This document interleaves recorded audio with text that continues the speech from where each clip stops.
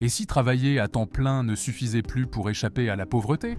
Au Royaume-Uni, en 2025, ce n'est pas une théorie, c'est la réalité. Ils travaillent à temps plein, ils paient leurs impôts, ils respectent les règles, et pourtant, ils sont pauvres.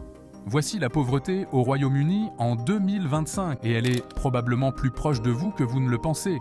Bienvenue sur 360 Économie, où l'on décrypte les forces qui façonnent notre monde en moins de 360 secondes. Aujourd'hui, il ne s'agit pas de marchés qui s'effondrent ou de flambées d'inflation, c'est quelque chose de plus silencieux, mais tout aussi dévastateur. Dans l'un des pays les plus riches du monde, des millions de travailleurs à temps plein sont fauchés. Le Royaume-Uni a créé une nouvelle forme de pauvreté, alimentée non pas par le chômage, mais par le surmenage, les bas salaires et la négligence systémique. Voyons comment on en est arrivé là. Et pourquoi cela nous concerne tous? La pauvreté au Royaume-Uni ne ressemble plus à un roman de Dickens. Elle porte des uniformes. Elle prend la forme d'une infirmière qui saute des repas pour nourrir ses enfants, d'un livreur qui travaille 60 heures par semaine mais qui grelotte chez lui, d'un professeur d'université qui dépend des banques alimentaires. C'est ce qu'on appelle la pauvreté laborieuse. Et c'est le paradoxe central du Royaume-Uni. En 2025, plus de 14 millions de personnes vivent dans la pauvreté. Et plus de la moitié d'entre elles ont un emploi. Avoir un travail ne protège plus de la pauvreté. Pourquoi? Parce que les salaires stagnent, alors que le coût de la vie explose. Loyer moyen au Royaume-Uni, 1280 livres sterling par mois, plus 10% sur un an. Loyer à Londres, plus de 2000 livres sterling par mois. Salaire minimum, 11,44 livres par heure. Faites le calcul. Même à temps plein, on ne s'en sort plus. Des millions travaillent sans arrêt, juste pour ne pas sombrer. Cette crise ne crie pas, elle murmure, derrière des sourires forcés, des découverts bancaires et des nuits blanches. La dette moyenne des ménages britanniques dépasse 65 000 livres, et ce n'est pas pour des caprices, c'est de la dette de survie, pour payer le chauffage, les courses, la garde d'enfants, la taxe d'habitation. Les banques alimentaires, elles ne sont plus un dernier recours. Elles font désormais partie du système. En 2023 à 2024, la Trussell Trust a distribué près de 3 millions de colis alimentaires d'urgence, un record absolu. Et ces personnes ne sont pas des assistés, ce sont des enseignants, des soignants, des travailleurs essentiels. Ils font tout bien et pourtant, ils coulent. Au Royaume-Uni, la pauvreté a un code postal. Dans des villes comme Blackpool, Middlesbrough ou certains quartiers de Birmingham, le taux de pauvreté infantile dépasse 40%. Et à quelques kilomètres de là, des maisons à plusieurs millions, des Tesla garés juste en face des banques alimentaires. Même ville, réalité différente. Et ce n'est pas un hasard, c'est structurel. Disparition des industries locales, explosion du travail précaire, services publics sous-financés, pénurie de logements abordables.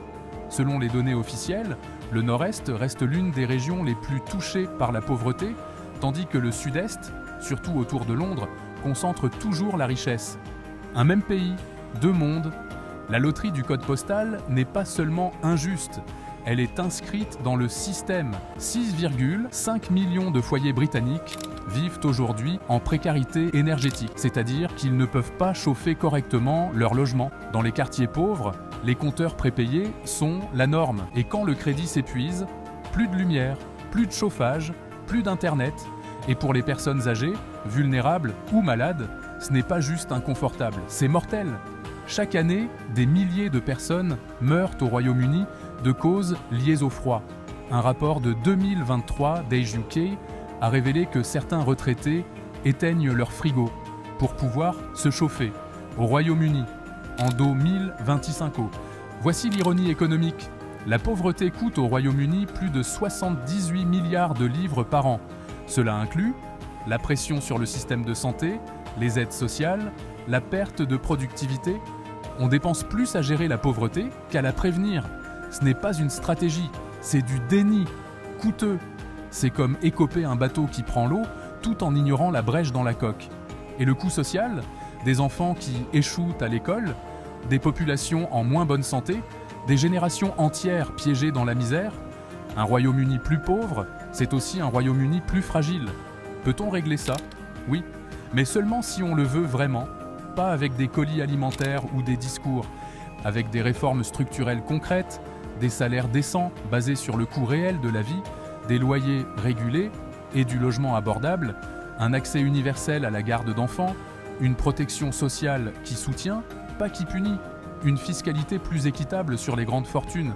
Ce ne sont pas des solutions miracles, mais ce sont des étapes concrètes qu'on choisit d'ignorer depuis trop longtemps. Ce n'est pas radical, c'est logique.